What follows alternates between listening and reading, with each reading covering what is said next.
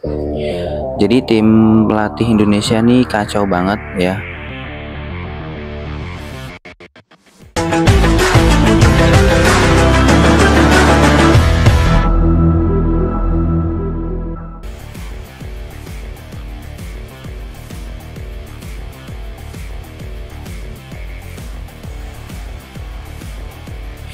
Oke guys, kembali di Zarif Indosport ya. Di kesempatan ini kita mau analisis lagi pertandingan timnas Indonesia melawan Maroko yang ternyata kita mengalami kekalahan. Nah, di kesempatan ini yang mau aku berikan komentarnya adalah tentang kekalahan timnas ini yang kemudian menitik beratkan kepada tim pelatih, sampai pelatihnya bilang begini ke awak media. Nah, teman-teman sekalian, seperti yang kita ketahui bahwa pertandingan melawan Maroko harus berakhir dengan kekalahan.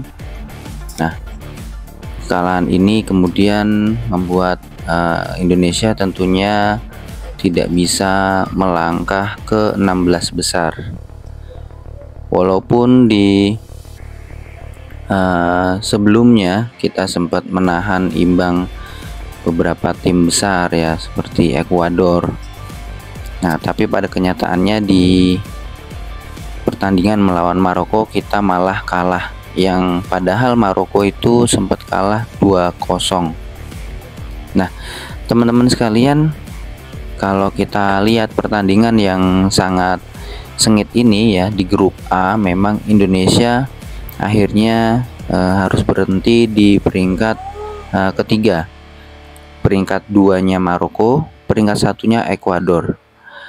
Kalau dari Ekuador kita terpaut 2 angka dan 1 angka dari Maroko. Nah,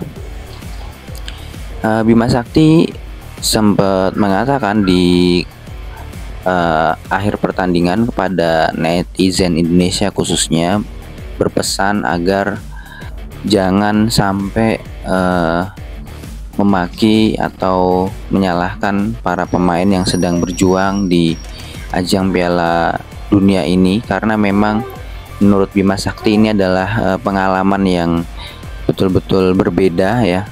Pertama kalinya kita bisa main dan alhamdulillah bisa sampai di tahap ini, kata Coach Bima Sakti. Nah, kalau ada yang di situ mau dikomentari atau dikritik atau dihujat, silahkan langsung ke tim pelatih.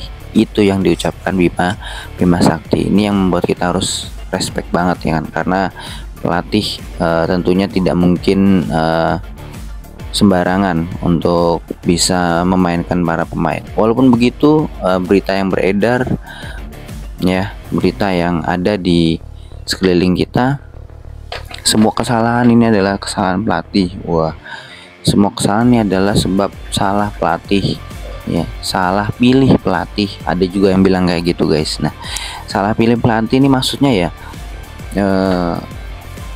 warga atau netizen itu berharap pelatih lokal yang ada di Indonesia ini ya bisa benar-benar belajar dari pelatih-pelatih yang skupnya internasional. Nah, bukan kita meremehkan, tapi ini adalah salah satu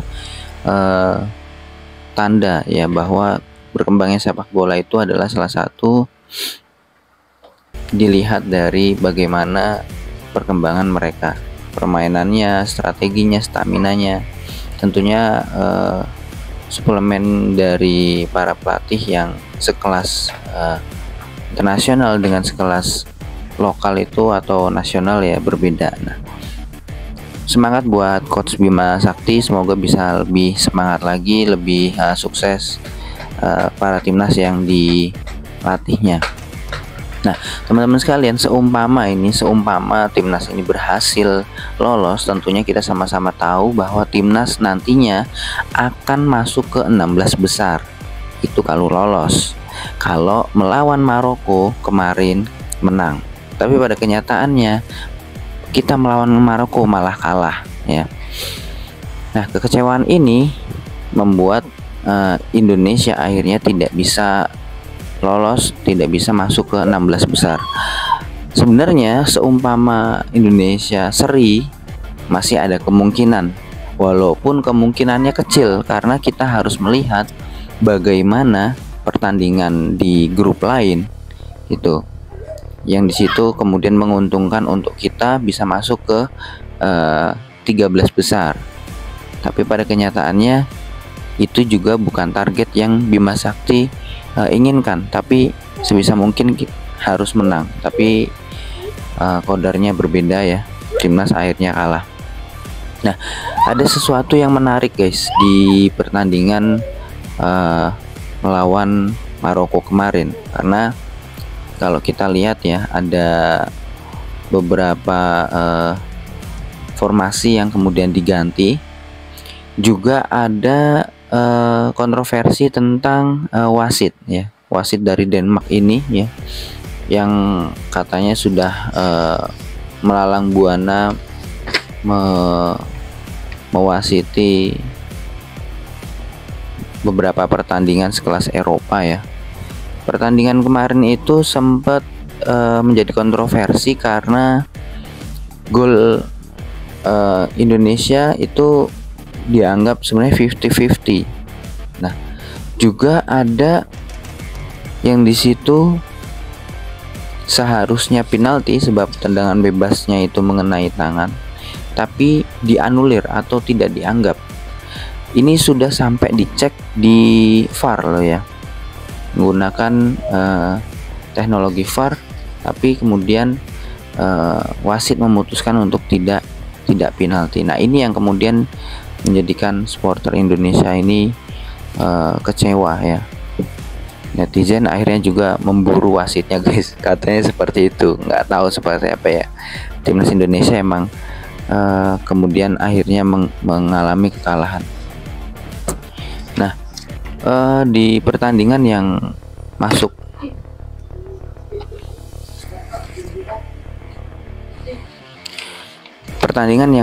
ke menit 56 ya, dengan posisi Indonesia kalah 1-2, itu membuat Indonesia semakin geram ya, karena seharusnya Indonesia masih bisa punya kesempatan, tapi karena di menit-menit 57 ternyata wasit tidak memberikan penalti yang seharusnya sepertinya itu adalah penalti, tapi tidak diberikan penalti.